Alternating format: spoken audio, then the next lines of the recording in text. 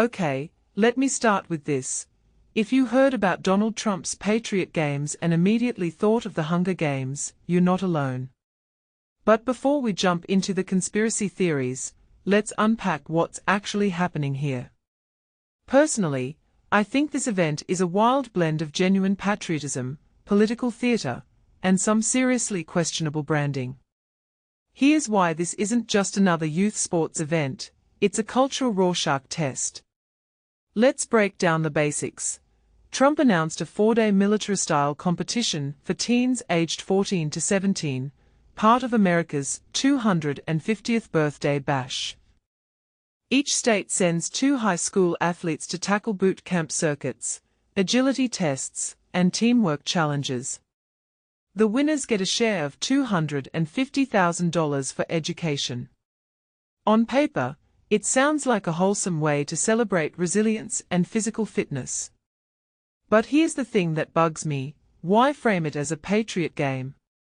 What's the subtext when you pair Patriot with a physically grueling, militarized event for teenagers? What many people don't realize is how loaded the term patriot has become. To some, it's a badge of honor; to others, it's a dog whistle for exclusionary nationalism. By branding this event the Patriot Games, Trump isn't just celebrating fitness, he's weaponizing the concept of patriotism. It's not about the kids, it's about projecting an image of what he sees as American values. And honestly, that's where the Hunger Games comparisons start to make sense. The name alone evokes a dystopian vibe, even if the actual event isn't that extreme. Now, ESPN's streaming this. That's where it gets really fascinating. ESPN usually covers sports that are, well, sports, not politically charged spectacles. By partnering with Trump's team, they are blurring the line between athletics and ideology. In my opinion, this isn't just a platforming decision, it's a reflection of how media outlets struggle to stay neutral in an era where everything feels politicized. Is ESPN normalizing this event, or are they just following the eyeballs? Let's talk about the kids for a second.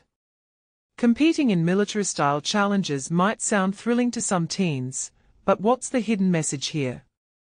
A detail I find fascinating is the inclusion of the presidential fitness test, which dates back to the 1960s.